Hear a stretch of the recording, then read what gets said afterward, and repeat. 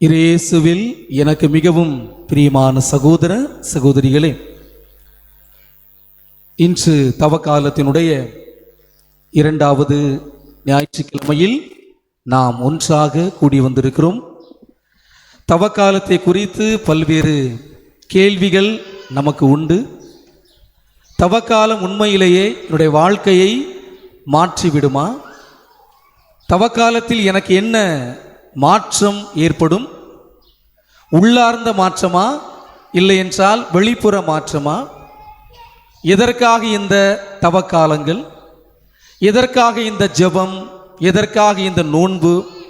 எதற்காக இந்த அறச்செயல்கள் என பல கேள்விகள் நாள் ஆக ஆக நமக்குள்ளாக எழலாம். ஏனென்றால் மனிதர்களுக்கு கேள்விக்கு பஞ்சம் இருக்காது. ஆனால் பதில் தேட ஒரு சில நேரங்களில் மறந்து விடலாம், மறுத்து விடலாம். ஆக தவக்காலத்தை சரியாக புரிந்து கொள்ள வேண்டும் என்றால் தவக்காலத்தின் மீது நாம் கொண்டிருக்கிற விசுவாசம் ஆளப்பட வேண்டும். தவக்காலத்தில் கடவுள் என்னை மாற்றம் செய்கிறார் அப்படிங்கிற விசுவாசம் நம்மிடம் இருந்தால் நிச்சயமாக இந்த 40 நாட்கள் அருளின் நாட்கள் நமக்கு வேலை செய்யும். நம்மிடத்தில் ஏதாவது ஒரு மாற்றத்தை கொண்டு வரும். அதற்கு நம்மிடையே இருக்கிற விசுவாசம், கடவுள் பயம், இந்த இரண்டும் சரியாக இருக்கிறதா?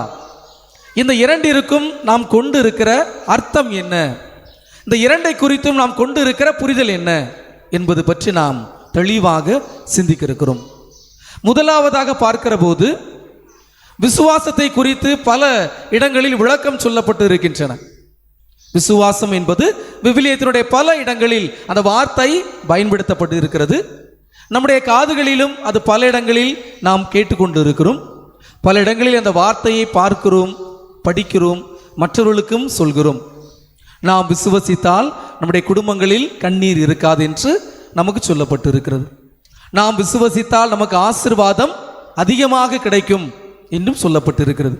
அப்படின்னா விசுவாசம் அப்படின்னா என்ன என்பதை நாம் தெரிந்து கொள்ள வேண்டும். விசுவாசம் என்பது கண்களை மூடிக்கொண்டு குதிப்பது அப்படிங்கிறது அல்ல. இருளில் இருந்து ஒளிக்கு செல்வதுதான் விசுவாசம் அப்படின்னு சொல்லியிருக்காங்க. கண்களை மூடிக்கொண்டு அப்படியே நம்புவது விசுவாசமா அப்படின்னா நிச்சயமாக இல்லை.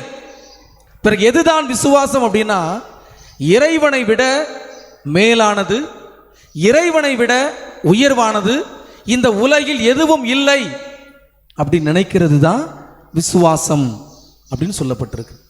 அப்ப கடவுள் பயம், கடவுள் அச்சம் அப்படின்னா என்ன அப்படின்னா கடவுள் நான் செய்த குற்றங்களின் நிமித்தம் என்னை தண்டிப்பார். இது நாம் கொண்டிருக்கிற ஒரு பொதுவான புரிதல். இதுவும் சரியான புரிதலா அப்படின்னா நிச்சயமாக இல்லை. ஆக கடவுள் பயம், கடவுள் அச்சம் அப்படின்னா கடவுள் என்னை தண்டிப்பார், பயப்பட வேண்டாம். அப்படி தண்டித்திருந்தால் இந்த உலகில் யாரும் வாழ்ந்திருக்க முடியாது, வாழ்ந்து கொண்டு இருக்கவும் முடியாது. பிறகு கடவுள் அச்சம் அப்படின்னா என்ன அப்படின்னா கடவுளோடு நெருக்கமாக இருப்பது தான் கடவுள் அச்சம், கடவுள் பயம் அப்படின்னு சொல்லுவாங்க. இந்த ரெண்டிற்குமே உதாரணத்தை முதல் வாசகத்தில் நம்முடைய விசுவாசத்தினுடைய தந்தை என்று அழைக்கப்பட்ட ஆபிரகாம் நமக்கு தெளிவுபடுத்தி கொண்டிருக்கிறார். விசுவாசம்னா என்ன, கடவுள் பயம்னா என்ன? ஆபிரகாமுக்கு பல ஆண்டுகள் குழந்தை இல்லை, நம்பிக்கையோடு இருக்கிறார், முதிர்ந்த வயது. கடவுள் அவருக்கு ஒரு மகனை வாக்குறுதி கொடுக்கிறார். கடவுள் கொடுத்த வாக்குறுதியில் பிழை இருக்காது. என்ன வாக்குறுதி கொடுக்கிறாரோ அது நிச்சயமாக நடைபெறும் என்பதற்கு ஆபிரகாம் மிகச்சிறந்த ஒரு உதாரணம். இன்னொரு வாக்குறுதியை கொடுத்தார். கடல் மணலை போல, வானத்து விண்மீன்களை போல வழித்தோன்றலை உருவாக்குவேன் அப்படின்னு சொன்னார். நாம் எல்லாம் படைக்கப்பட்டு இருக்கிறோம் இன்று உலகில். ஆக கடவுள் ஆபிரகாமுக்கு கொடுத்த மிகப்பெரிய ஒரு வாக்குறுதி, முதிர்ந்த வயதில் உனக்கென்று ஒரு மகனை கொடுப்பேன், கொடுத்தார். ஆபிரகாம் முதிர்ந்த வயது பாசத்தோடு வளர்த்தார். ஏனென்றால் அவருக்கு பிறகு ஒரு வழித்தோன்றல் தலைமுறை அந்த மகன்தான். அதிகமான பாசம், அதிகமான அக்கறை வளர்த்து கொண்டு இருக்கிறார். அந்த மகனும் வளர்ந்து கொண்டு இருக்கிறான். ஒரு நாள் கடவுள் ஆபிரகாமிடம் ஒரு வேண்டுகோளை முன்வைக்கிறார். நான் கொடுத்த மகனை எனக்கே திருப்பி கொடுத்து விடு, எனக்கு பலியிடு, அவ்வளவுதான். ஒரு சின்ன பரிசோதனை, சோதனை என்று கூட சொல்லலாம். ஆபிரகாமுக்கு எப்படி இருந்திருக்கும் என்று நம்மால் உணர முடியும். பாசம் காட்டி வளர்த்த மகன் ஒரு பக்கம், தன்னுடைய தலைமுறையை நீட்டிக்க செய்யக்கூடிய ஆற்றல் அவனுக்கு மட்டும்தான் இருக்கிறது. முதிர்ந்த வயது வேறு, ஒரே ஒரு மகன். 2-3 மகன்கள் இருந்தால் ஒரு மகனை கொடுப்பதற்கு தயங்க வேண்டாம். ஒரே ஒரு மகன் இருந்தாலும் அழைத்தவர், வாக்குறுதி கொடுத்தவர், நம்பிக்கைக்கு உரியவர். பயப்படல, சலனப்படவில்லை, கடவுளிடம் கேள்வியும் கேட்கவில்லை. ஆனால் ஒரே ஒரு நல்ல காரியம் மட்டும் செய்தார். என்ன நல்ல காரியம் நினைக்கிறீங்க? ஆபிரகாம் ஒரே ஒரு நல்ல காரியம் மட்டும் செய்தார். என்னவாக இருக்கு நினைக்கிறீங்க? கடவுள் பலியிட வேண்டும் என்கிற விண்ணப்பத்தை வைத்தார். ஆபிரகாம் ஒரே ஒரு நல்ல காரியம் செய்தார். அதனால் அடுத்த நாள் அந்த புதுமை நடந்தது. என்ன காரியம் இருக்கு நம்புறீங்க? ஒரு சிலர் இப்பதான் கண்ணை துறக்குறாங்க, கை காலை விழுப்புறாங்க. எது நினைக்கிறீங்க? ஒரு வேளை இரவு மட்டும் ஆபிரகாம் பையனை கூப்பிட்டு, நாளைக்கு அந்த மலைக்கு போகிறோம், கடவுள் உன்னை பலியிட சொன்னார் அப்படின்னு சொல்லியிருந்தா நைட்டு தூங்கியிருப்பான். நைட்டோட நைட்டாக 4 ஊர் தள்ளி ஓடி இருப்பான். ஆனால் ஆபிரகாம் சொன்னாரா? சொல்லவே இல்லை. அடுத்த நாள் கூட ஈசாக்கு தெரியாது, கூட்டிட்டு போறார். கையில் விறகு கட்டெல்லாம் இருக்கு, கத்தி ஒரு பக்கம் இருக்குது. அப்போ ஈசாக்கு வெள்ளந்தியா கேட்குறான், அப்பா கடவுளுக்கு பலியிடன்னு சொன்னீங்க, விறகு இருக்கிறது, பலியிட ஆடு எங்கே? அப்போ ஆபிரகாம் என்ன சொல்லாரு? இப்போ சொன்னாலும் ஓடுறதுக்கு வாய்ப்பு இருக்கு. என்ன சொல்றாரு? கடவுள் பார்த்து கொள்வார், தெளிவாக இருக்கிறார். விட்டுட்டோம்னா பிச்சு பிடுங்கிடுவான், பின்னங்கால் படலில் அடிக்க கூட்டிட்டு போறாரு. அதிசயம் நடந்தது. அதனால தான் கடவுள் சொல்லுவாரு, கத்தி ஓங்குகிற போது நீ கடவுளுக்கு அஞ்சுவன் என்பதை நிரூபித்து விட்டாய்.